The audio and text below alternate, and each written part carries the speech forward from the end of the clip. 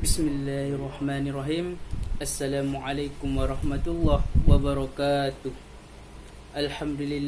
Alhamdulillahillazi nahmadu wa nasta'inu wa nastaghfiruh wa na'udzu billahi min shururi anfusina wa min sayyiati a'malina.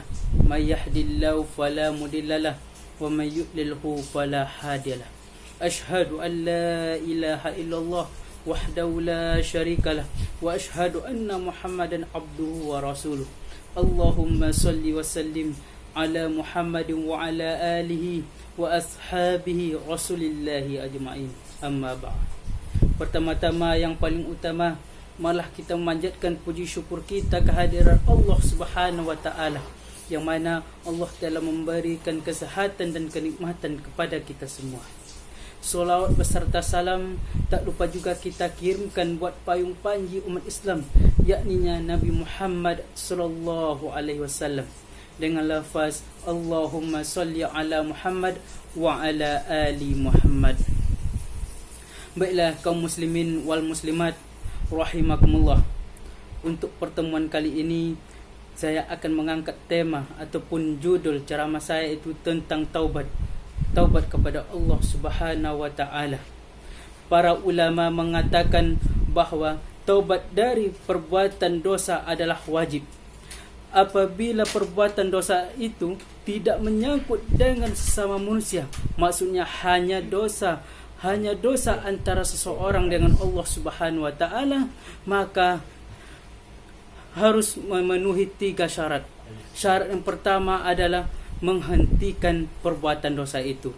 Nah, jadi yang pertama adalah menghentikan perbuatan dosa itu. Contohnya, seseorang melakukan perbuatan dosa berzina, minuman keras, berjudi ataupun maksiat, maka seseorang itu harus menghentikan perbuatan dosanya untuk bertaubat kepada Allah Subhanahu wa taala.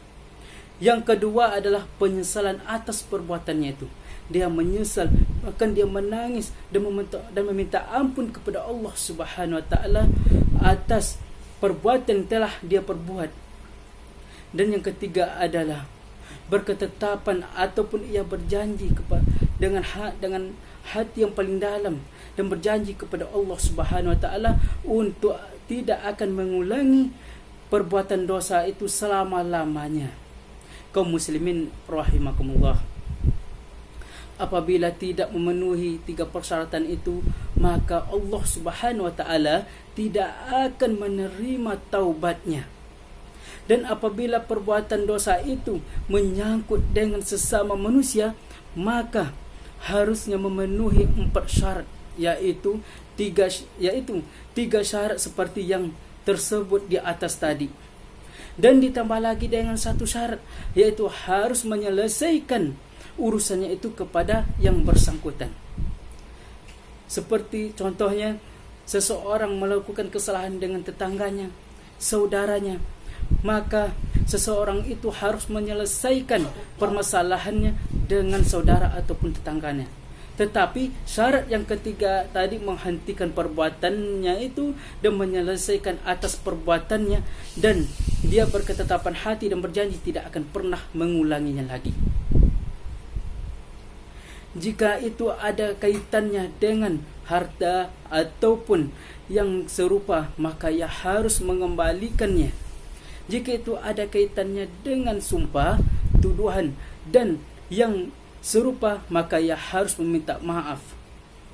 Dan jika itu ada kaitannya dengan umpat mengumpat atau yang disembunyikan dengan sanak saudaranya ataupun tetangganya, atau dia pernah menzalimi tetangga ataupun saudaranya, maka ia harus meminta maaf dan minta izin, dan harus meminta dihalalkan kepada tetangga ataupun yang bersangkutan.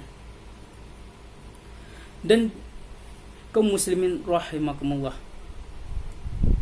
seseorang yang berbuat dosa harus segera bertaubat kepada Allah Subhanahu wa taala. Bila ia bertaubat hanya dari sebagian dosa saja, maka yang diampuni juga hanya sebagian dari dosa-dosanya saja. Dan dosa yang lain masih tetap tidak diampuni oleh Allah Subhanahu wa taala.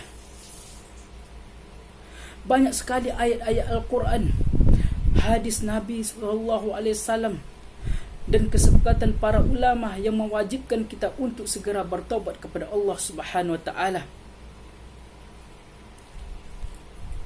Sebagaimana firman Allah yang berbunyi, "Wa tubu ilallahi jami'an ayyuhal mu'minuna la'allakum tuflihun." Bertobatlah kamu semuanya kepada Allah Subhanahu wa taala, wahai orang-orang yang beriman, agar kamu sekalian berbahagia. Seandainya seseorang itu bertobat kepada Allah Subhanahu wa taala, kaum muslimin, maka seseorang itu akan merasakan keberkahan dan kesenangan hati, bahkan bahagianya karena bertobat kepada Allah Subhanahu wa taala. Dan dijelaskan lagi di dalam surat yang lain, yaitu di surat Hud ayat 3 yang berbunyi, "Bismillahirrahmanirrahim. Istaghfiru rabbakum tsumma tubu ilaih." Mohon ampunlah kamu sekalian kepada Tuhanmu, kemudian bertobatlah kepada Allah Subhanahu wa taala. Maka kita di dalam surah Hud ini, di ayat yang 3, kita disuruh untuk memohon ampun kepada Allah Subhanahu wa taala. Maka setelah itu kita disuruh untuk bertobat, sebenar-benar bertobat kepada Allah Subhanahu wa taala. Dan dijelaskan lagi di dalam surah At-Tahrim ayat 8, "Ya ayyuhalladzina amanu tubu ilallahi taubatan nasuha."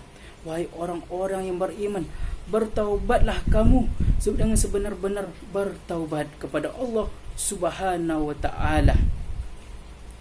Jadi di sini dijelaskan taubatan nasuha, dengan sebenar-benar bertaubat kepada Allah Subhanahu wa taala. Kaum muslimin, jangan seperti taubat sambal. Hari ini kita bertobat, besok kita bermaksiat lagi. Hari ini kita bertobat, besok kita bikin dosa lagi. Yang namanya taubat itu, dengan sebenar-benar taubat, kaum muslimin, kita kembali ke jalan yang lurus.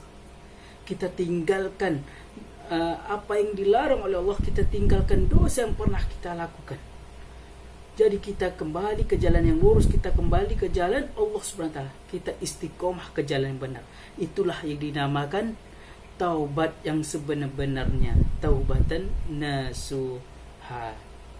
Kaum muslimin rahimakumullah.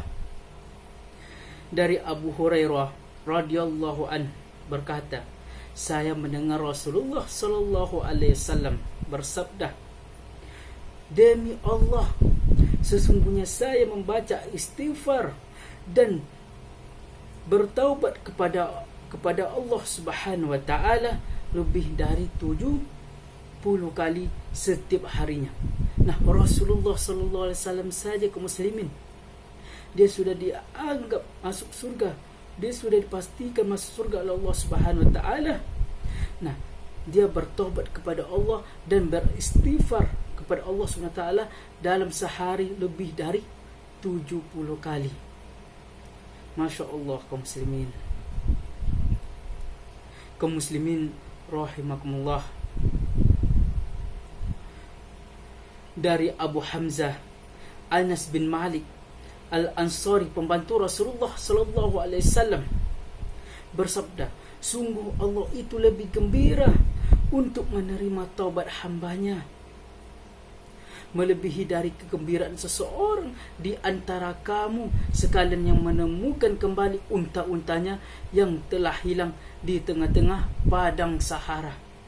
Diriwayatkan Bukhari dan Muslim. Di dalam riwayat Muslim yang lain, sungguh Allah lebih gembira untuk menerima taubat hambanya dikala hamba itu bertaubat kepada Allah Subhanahu wa taala, melebihi dari kegembiraan seseorang di antara kamu sekalian yang berkendaraan di tengah-tengah padang pasir, kemudian hewan yang dikendarainya itu lari meninggalkan, padahal di atas hewan itu terdapat makanan dan minuman orang itu. Kemudian ia berputus asa. Dia berpikir kendaraan itu tidak akan pernah ditemukan kembali. Ia lantas berteduh di sebuah bawah pohon dengan membaringkan badannya, dan dia tertidur, sedangkan ia benar-benar putus asa untuk tidak akan dapat menemukan kembali hewan yang dikendarainya itu. Kemudian kaum muslimin, ketika ia bangkit dan dia terbangun, ia menemukan kembali hewan yang dikendarainya itu lengkap dengan bekal yang dibawanya. Kemudian segera memegang tali kangkangnya seraya berkata, karena sangat gembiranya kaum muslimin, dia mengucapkan, wahai Allah, Engkau adalah hambaku dan aku adalah Tuhanmu. Lah, ia keliru mengucapkan kalimat itu karena saking gembiranya. Seharusnya, wahai Allah, Engkau adalah Tuhanku dan aku adalah hambamu. Karena saking gembiranya kaum muslimin, dia keliru mengucapkan kalimat itu karena saking gembira. Masya Allah, tabarakallah. Kaum muslimin rahimakumullah, selagi Allah memberikan kesempatan kepada kita, marilah kita bertaubat kepada Allah Subhanahu wa taala dan kita tingkatkan ketakwaan kita kepada Allah Subhanahu wa taala sebelum ajal ataupun maut menjemput kita. Sebagaimana hadis Rasulullah sallallahu alaihi wasallam yang berbunyi, "Man tabaqabala an tatlu asy-syamsu min maghribiha taballahu alaihi." Barang siapa yang bertobat sebelum matahari terbit dari sebelah barat, sebelum ajal datang, maka Allah akan menerima taubatnya. Maka itu kaum muslimin rahimakumullah, malah kita tingkatkan ketakwaan kita kepada Allah Subhanahu wa taala dengan sebenar-benar bertakwa dan kembali ke jalan yang benar. Mungkin hanya ini yang dapat saya sampaikan. Yang benar datangnya dari Allah, yang salah datangnya pada diri saya sendiri. Wabillahi taufiq wal hidayah. Wassalamualaikum warahmatullahi wabarakatuh.